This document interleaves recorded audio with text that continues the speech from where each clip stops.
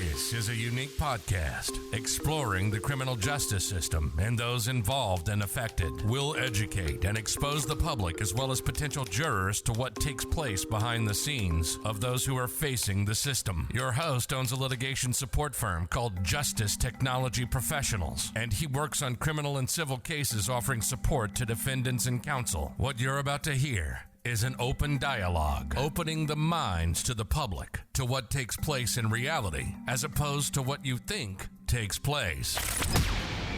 Ladies and gentlemen, welcome to the Justice Tech Pros podcast. Here's your host, Dominic Crea.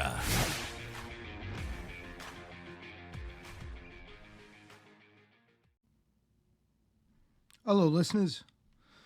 Welcome to another edition of the Justice Tech Pros podcast. I think we're on 99 today, getting close to that 100 mark. That's crazy to me to think I've done 100 of these. And actually a little more because I know some of them I didn't number. They were just one-offs. So it's crazy. 3.5 years on this podcast. It's scary how quickly time goes. But anyway, today's podcast, I wanted to talk about a few topics. A few things that I wrote down throughout the course of different weeks that I wanted to remember and talk about and elaborate on. The first thing I really wanted to dive into and dissect a little bit has to do with violation on supervised release. And I want to just show how sometimes these courts just make it blatantly obvious how biased they truly are, depending on who the defendant is. And I want to just show an example of that so people could just see how sometimes these things play out. Now, this isn't an episode to say, oh, why did this person get this time and this one get that time? I don't care about that. That's irrelevant. What I try to judge is just to see if the system is following through in a fair manner where everybody's being treated equally under the eyes of the law, which is supposed to be the way it's should happen, right? So I want to just show an example of that, how time and again that doesn't happen. So basically, whenever you have somebody who's on supervised release is like the federal form of parole. On the state level, they have parole. The federal level, you have supervised release. Sometimes you get ordered if you're a defendant after you serve your jail time. You have to do a certain amount of time on supervised release. So oftentimes what happens is you'll have a federal informant who will make a deal, and when they're done with the deal, terms of the deal, if they don't get any jail time or if they get a little jail time, terms of the deal will also encompass a term of supervised release, 3 years, 5 years, depending at the judge's discretion. Now, what that's basically saying is if you do anything that falls outside of the guidelines of the term set by the supervised release, you risk going back to prison. You violated your supervised release, depending on the terms. And why I stress on the terms, different people sometimes have different terms that they have to adhere to. So if sometimes they'll tell you can't associate with certain people, not just felons. They'll actually list people. They'll say you can't be around this one, you can't be around that one. That happens oftentimes in organized crime cases where they'll specifically name individuals. And then other times, it's just standard where across the board, no felons and everything's pretty standard. But if you break any of that, you have a supervised release revocation hearing where they talk about revoking the supervised release and then either sending you back to jail or whatever penalty they may come up with. So I wanted to show an example because I was reminded of something recently. There was an informant named Gene Borello. He's an informant that was on YouTube for a while. He was an informant who took part in organized crime cases. We've done a few things on him on We Push Back, showing a lot of his inconsistencies as well, and also spotlighting his behavior where he supposedly was changed, and that's not really what we're seeing. But anyway, my point is this. This individual was violated. He violated the terms of his parole, of his supervised release. Now, what's interesting about this case is sometimes you could violate the terms of your supervised release, but you're not really breaking the law. You know, like in other words, if they tell you can't meet with a felon and you meet with a felon, you did violate the supervised release, but you're in no danger of getting charges for like breaking the law and whatnot. This example is very interesting to me because it shows a severe contrast in how a defendant's treated who's not a federal informant or an informant of any type versus a defendant who's treated when they are an informant. Now, in the case of Gene Borello, for those who are not familiar, this federal informant was, as part of when he violated his terms of supervised release, he did things that were both in violation of just the terms of the release.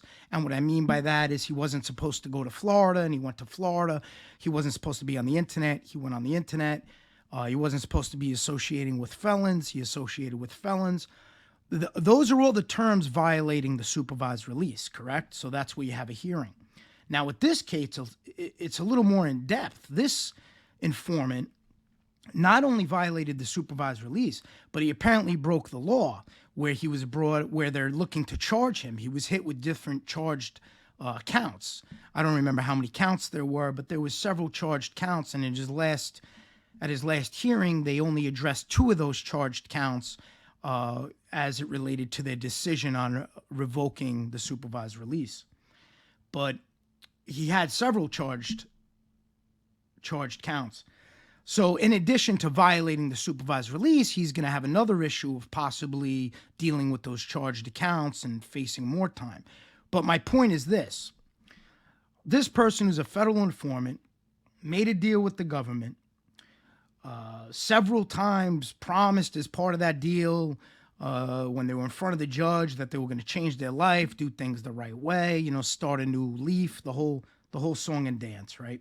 In addition, the government gave glowing 5K1 letters about how this individual wants to start over and has helped the government so much, all that, right? Okay. Now, he goes in for the hearing of supervised, for violating a supervised release. And for violating his supervised release, where it encountered serious infractions of domestic abuse and stalking, serious things that turned into charges, for that violation, this judge decided, and again, this is a compare-contrast type thing. This isn't to say, oh, this one got more, this one got less. I want to show how one-sided the system could be, depending on the judge and depending on their bias. So you have this federal informant.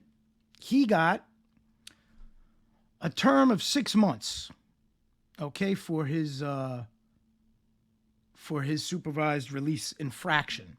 So they wound up sentencing him for 6 months for, remember now, not only did he violate his supervised release, but he also broke the law. He has some pending charges and he has some charges. So it's a little deeper than just a violation is the point I'm trying to make. The violation aspect was if you meet with felons, if you leave the state like he did. So he did those as well, in addition committing charges. So with all that said, the judge decided, okay, 6 months for that supervised release infraction. Okay, and they revoked the supervised release, and he has to go do the 6 months based on that. Now I want to bring you back to a similar story and how the results were a lot different. So you have 2 defendants years ago, and I'm going to pull it up. These defendants were accused of being in organized crime, and they were sentenced to time, and they came out, and they were serving the supervised release. Now, term of their supervised release was you can't meet with other felons. You're just not allowed. So the 2 defendants, unfortunately, they broke the supervised release, and they went and had a bowl of pasta together. They went and had lunch together. Now, they pull these gentlemen into court. They violate them. They have the violation proceedings. So now, just to remind you, a federal informant, okay, who broke supervised release by not only breaking the terms, but also committing crimes in addition to breaking the supervised release, received 6 months for his infraction, okay? Now you have two defendants. So now here we go. You have two defendants. As to Stephen Crea and Dominic Trusello, this was back in 99 for their violation. They're going to be sentenced to 9 months. Okay, so these two individuals got 9 months in jail based on having lunch together over a bowl of pasta. And again, folks, I just want to highlight that to show when you have a biased judge, when you have a judge who doesn't go by Lady Justice is blind, this is the result. Different treatment based on how the government feels about you. So if the government feels you're an informant who helped them, you're going to get a different sentence if you break the exact same terms that were issued to another defendant who maybe the government doesn't like, isn't an informant, isn't working with them, isn't helping them out, and they just don't like that person. They're going to get a higher sentence. Now, does that make any sense in the eyes of the law? Again, I know you're going to get people, well, they're bad people, they deserve it. That's your opinion. You're entitled to believe that. But that's not how the law works. That's all I'm trying to point out here. If you're going by the law and the rules of the law and Lady Justice being blind and it all applies, this is a small example. And these are only two defendants. I could show countless examples of defendants getting high supervised release revocation time after once it was revoked and they got hit with the time to serve based on that. I could show countless examples of this. I just, for obvious reasons, I wanted to show this one. And again, 9 months for going to lunch and having a bowl of pasta.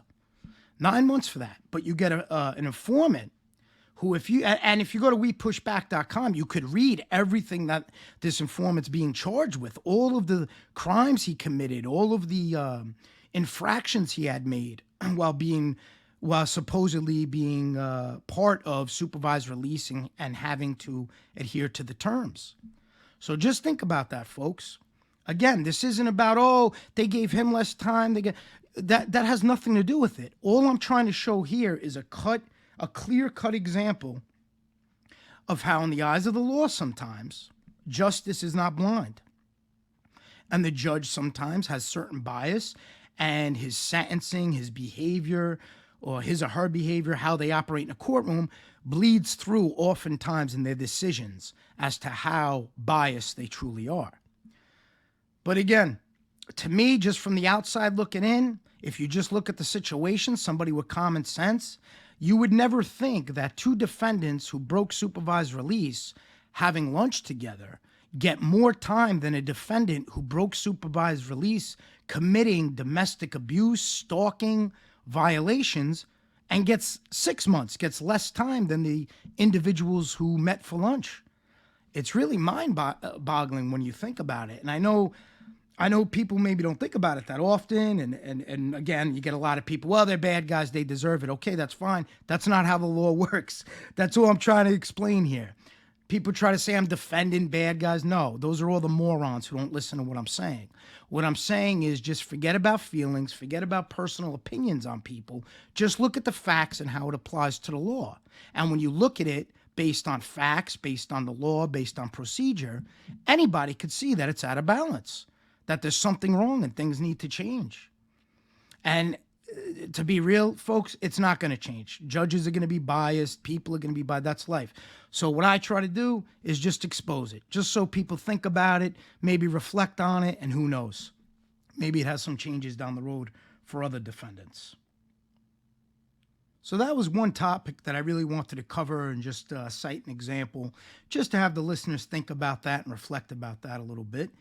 And that's just an example of one of the reasons why I'm so focused on the podcasts and trying to get information out there, because I know a lot of the public just isn't aware of what takes place.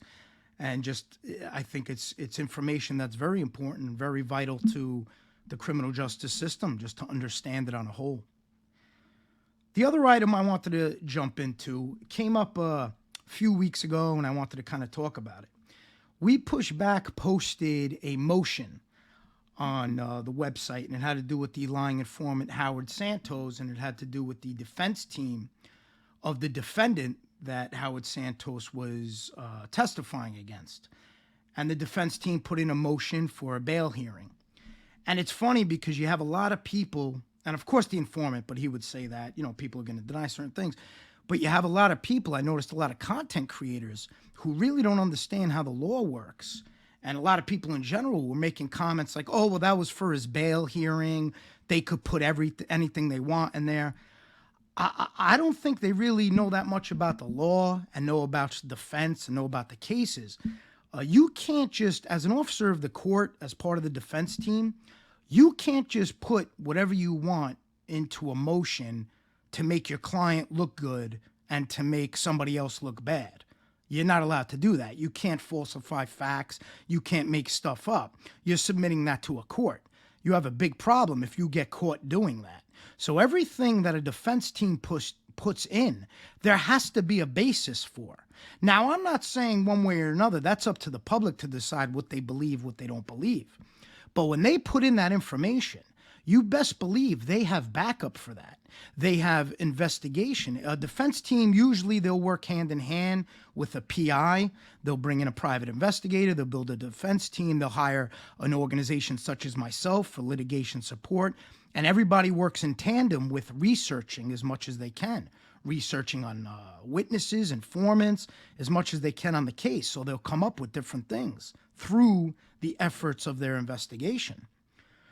So when people say, oh, well, they just put that on a bail hearing, it's a lie. They really have no idea what they're talking about, because the judge could, and has done many times, they'll ask for clarification. They'll ask the defense, well, what are you basing this on? What is this based on? I need to see more information. I need to understand it. So now if you just start dropping lies and the judge asks you for clarification or to show you what led you to that conclusion or what basis that comes from, or why you're even mentioning that. And if you're stuttering and being like, and it comes to fruition that you made that up, well, guess what? You can forget about your law license. You can have a big problem. So I just found that very interesting. It just, unfortunately, it goes to show how a lot of these content creators, they really don't know what they're talking about when it comes to the law and the process, and they just put stuff out. I mean, I guess what's concerning is if people believe it without understanding, and that's the key, folks. I don't tell anybody to believe what I'm saying. What I do tell you to do is listen to at least my side of things. Then go listen to everything else. But you can't just listen to one source and then start citing it and regurgitating it as gospel and making it as if it's concrete facts. That's just not accurate. So when people start saying, oh, yeah, well, the defense put the motion out, so there's all lies in there. They have no idea what they're talking about. They have no idea what it takes for the defense to put those motions together. You have to get all your investigative sources. You have to cite your sources. You have to have a basis of why you're going down that route. If you're making claims about somebody, you have to be able to substantiate those claims or justify why you're saying those things. You can't just invent stuff. And then it just boils down to a matter of he said, she said. And that's what people, if you notice, folks, the informants freak out if you don't believe them. Well, in my world, on We Push Back, on Justice Tick Pros, on everything I do, I don't care if you agree with me or not. I'm not here to convince you. You're welcome to. That's what it's all about, being an individual, being free of your own decisions. All I want to do, my only role, is I ask, and the one thing I do ask, just listen to everything. Just understand everything before you draw your conclusion. That's my only point. I just want you to take it all in before you start making determinations. But if you notice with them right away, when that thing went up on that informant, when they saw a motion from the defense, oh, it's lies, the defense is going to say whatever they want to get their client out. No, the defense can't say whatever they want to get their client out. There has to be an investigative process. There has to be a foundation.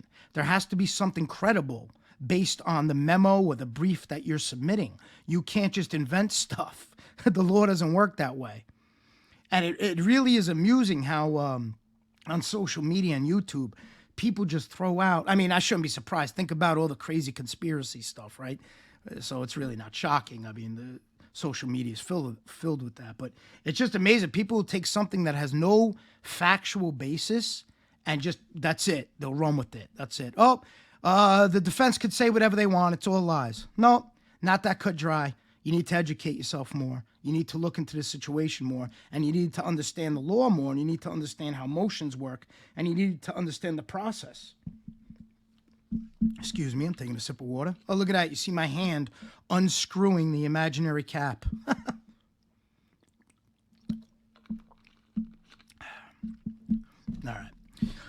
All right. So that's the point I really wanted to get across with that when it comes to defense motions and briefs and memos. And that's really going to be the focus on the We Push Back website, the database. It's going to give the defense a voice. Everything that people aren't aware of, because as we know, the media machine is run by the government. So all those sites, all the sites that talk about quote unquote gangsters and all that, they're getting all their stuff from, the prosecution's filing, the press releases, the informants talking about it. So it's very one-sided, their sources. So it's about time the defendants had a bit of a voice in all this. And the defendants had a little bit of a say as to their opinion on a lot of these lying informants that are now spreading lies. And that's the key here, folks, listening to as much information as you can. The other thing I wanted to touch on, which I find very interesting, and I think it's going to be, I don't want to say a wake-up call, but I think it's something that needs to be understood. A lot of these hosts who have the informants on and whatnot, I've spoken about that. I did a whole show on that. As everybody knows, I don't agree with any host platform in these lying informants. It's not for me. I don't believe in it. I see them doing a lot of damage, in my opinion. I could debate that all day, and I'm sure they could debate me on it all day. They feel one way, I feel another. I can't relate to it. But one thing that's interesting, and it's obviously coming to light with what I'm working on as far as the appeal in the case related to Crea, Madonna, Londonio, and Caldwell, as we're preparing for the appeal, and if we get assigned the new trial, the trial is going to have a lot of interesting people that will be part of the trial based on the defense strategy. And it's funny because there's a few content creators. One in particular, he has a channel. He's always bringing my name up in his posts, like, oh, Crea this and that. The guy's, I think he's like a TV salesman or something. I don't even know. But the funny part is, this individual made a lot of posts a while ago, and our team grabbed them all, where he was talking about the informant, John Panisi, having a relationship with the girl through Instagram that was inappropriate. And what these hosts don't realize, once defense teams are aware of those things, and he's not the only one, there's a few hosts who will probably be confronted with the same issue, whereas when the defense team hears those things and those things are brought to our attention, when a trial happens, you have to subpoena these people. You have to understand. You want to get the details. I mean, that, for example, that thing with Panisi, that's an issue that needs to be addressed. That's an issue that will need to be flushed out when the time comes. To know exactly what took place with this young girl. What were the texts like? What information like? What was information is this host privy to? And there's a few examples of that. A lot of these informants made the rounds. They went on different shows, different host channels. So for all the defendants, the defense teams, maybe if you've been indicted, you're going up against maybe an informant that's on YouTube. Keep track of all these hosts. Keep track of the channels they go on and keep track of things they say, because you may be able to pick up something, something that took place in a private conversation. Maybe, they had a rapport with these informants, so they may hint that a private conversation took place that could help your client, that could help the defendant. So if you get any material confirming that, you get a comment where the host may say something, or they're on the show together and they bring something up, it's very important you save that and build it as part of your case and trial preparation. You want to remember that person as somebody who could be subpoenaed to really dive into that issue, or maybe something that could help your defendant. It may be something that really shines the light on the character of this informant. And that's why it's so important, folks, if you're preparing for trial, or your loved one's preparing for trial, and you're aware that they're facing some of these, excuse my hands, I'm just fixing my motion detector. And if they're facing some of these informants who are now on YouTube, it's important that you really stay on top of that. Try to follow the channels they go on, see who's hosting them, see what's being said, and pay attention to those conversations. We have a few of those. We have, again, I don't want to give away too much. This will all come out in the appeal, but we have another host, same type situation. Did episode after episode. Was a co-host with an informant, and there was a lot of things said where that host is going to have to explain and clarify and divulge what the defense is going to need. There's certain things, again, I can't be too particular, but we're going to need more information. And my point just is, folks, all of these people platforming these informants, I don't know if they realize it's a good thing for us. It's a good thing for the defense team, and I hope they keep doing it. But that's why, in my opinion, they make a big mistake when they go from being a professional interview to being buddies and taking road trips and having them at the house drinking and all. To me, big mistake. But what do I know? Big mistake. But when you go down that road, it really opens the door for different things, private conversations, issues that the defense team needs to be made aware of, issues that the court needs to be made aware of. And a lot of that's going to come out in time, because a lot of these informants that are active, remember, folks, they're still active. They're still involved. So there may be cases down the line where they call them back. They need their information. They need some insight. So it's very important for those that are maybe affected by that, or you're part of a defense team, or your loved one had some kind of dealings with some of these informants. Just stay on top of that is my advice. And you have to pay attention to the details. Pay attention to comments. Pay attention to remarks that they may make to the informant. If the co-host is friendly with them and they're talking about maybe a private conversation, and you notice that the conversation may have had something to do with charges that maybe a defendant was faced with, or behavior, or a persona, or character, anything that could help the defendant that you would want more clarification on. Always remember, when the trial comes, there's the power of the subpoena. And you could flush those things out, and you could try to see what was discussed. Was there things going on that was going on behind the scenes that really shows the character of this individual? As I brought up, like that example with that TV antenna salesman host, where he was talking about inappropriate things that Panisi was doing. That's got to be flushed out. That's going to be a conversation that has to be explored, investigated, and dissected.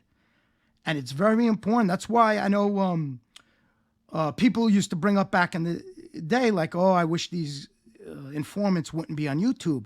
And I always told you, I look at that completely different. I'm glad they're on YouTube. It's an opportunity for defendants who knew they were lied upon to show the public that they were lied upon. And it's an opportunity for defendants who knew that the person in the courtroom was putting on an act of what a great person they are. It's a good opportunity to show the public, well, look, you all got fooled. This is the real person. This is the real individual. So for me, those are all good things. All good things. The other thing I wanted to dive into, I'm going to be doing some episodes probably down the road where I analyze that last Courts in Session episode, the one I did on Frank Pasqua, because there's so much there to really break down. Even the judge, I believe, makes a remark where is basically he's manipulative. He puts on one face for the courtroom and another face for his family, and he couldn't have said it more accurately. But there's section in there I want to break down, and I'm going to do that on future episodes. But the reason why I'm raising the issue now is there one part in there that I want to raise. It's funny, and I still stand by it. I raised the issue, well, I didn't raise it. The attorneys actually raised the issue on two different cases about John Panisi, whereas he committed domestic abuse against his girlfriend. And then after some time, you had different people. You had people who did websites about organized crime people saying, oh, no, it was a mistake. He didn't beat anybody. And I get it. People change their opinion. Everybody has to look at the situation and decide what they believe. Me personally, I believe the victim. Others believe the informant. But I'll tell you one thing that was funny, and the argument made by a lot of these people that just has no weight whatsoever. A lot of these people who were saying, oh, he didn't hit her, he didn't beat her, they were like, well, why is there no police report? Why didn't she go to the cops? Why?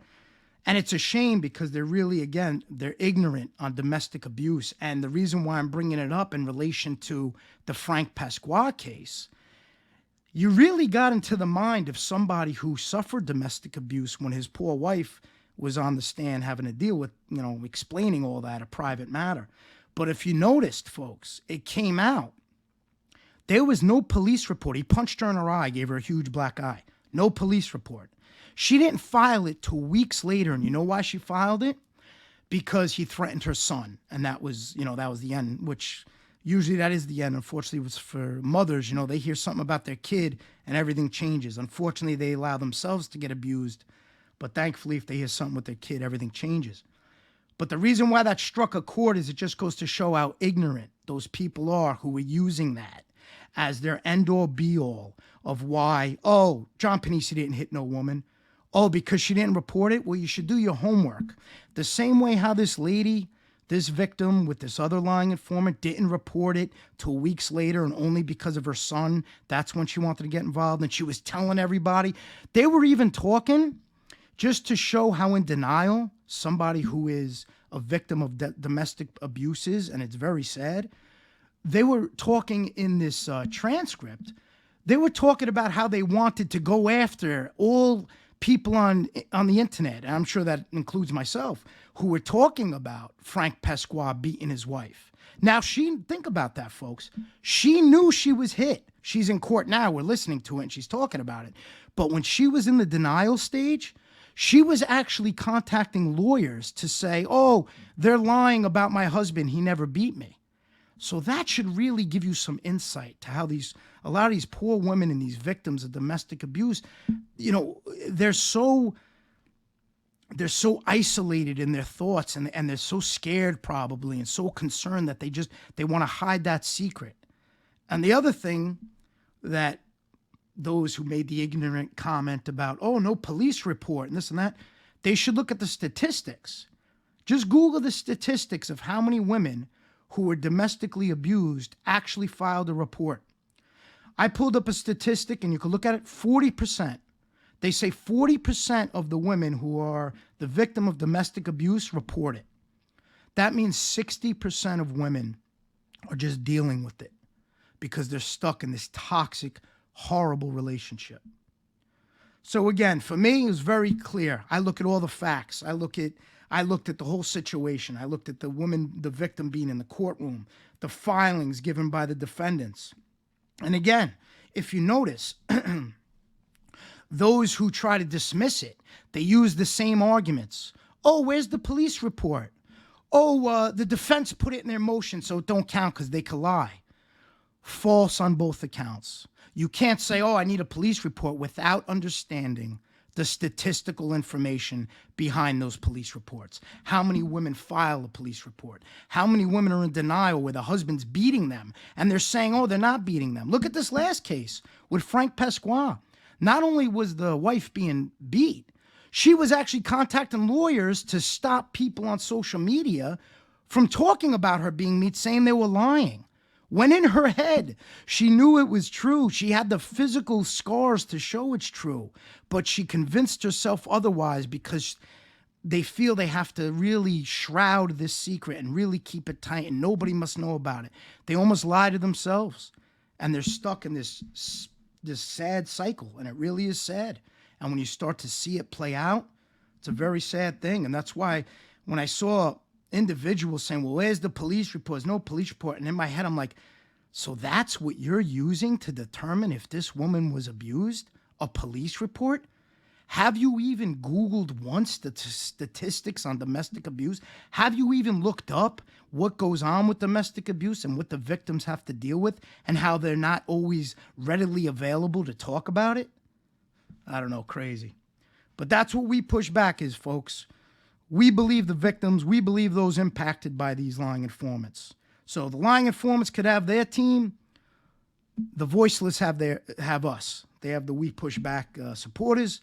and they have myself doing what we can to bring their story to light and bring attention to it. I think that was pretty much it for today that I wanted to cover. One thing that I do want to cover, this is more like a more type tip for families who maybe have loved ones that are incarcerated. A huge resource, a valuable resource that I found is on Facebook. They have groups and different groups based on the institution where your loved one's housed. And I just wanted to give that tip because if you join those groups, you could get a lot of information. You know, as you know, often sometimes the jail will shut down if there's a fight and then there's no visiting, or they can't make phone calls. And those groups really are helpful for just seeing what's going on. And it just helps you not have to worry so much about your loved one if you don't hear from them. A lot of times you'll get updates in the groups. So I recommend for even defense teams, anybody, just to join those, and really it helps keep your finger on the pulse to what's going on. It's just something I wanted to share because I am a member of a couple of those groups for family members and also for clients, and I just try to keep track of everything that goes on, so I wanted to share that with everybody. I think that's it for today, folks. Everything's moving along very well for the Justice Tech Pros podcast, for the We Push Back website. I gave some updates yesterday on that channel. The hats are all but gone. I don't think we have any left. I have to check with my team, but I think they're all pretty much gone, so hope everybody enjoys them. We had a lot go out overseas, which is pretty cool. Some people in Italy, Scotland, the UK. So that would be cool, everybody wearing the hats. And again, I'm going to work on that compilation video, a second one to put up. I like to just show the supporters that they're appreciated, so I try to include them as much as I can, and I want to put it on the website. After all, you guys are all part of this. You all help spread the word. You were all here when I started it, so I like for you to be involved in it and really be part of the progression. And that's it for today. That was episode 99. I covered everything I want to cover. Till next time.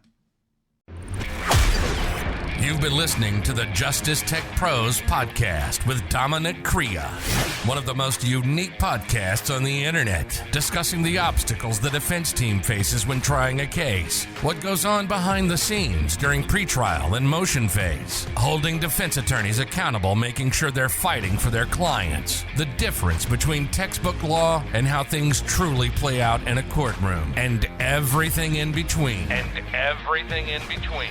We hope you've gotten some useful and practical information from this show, and we'll be back soon.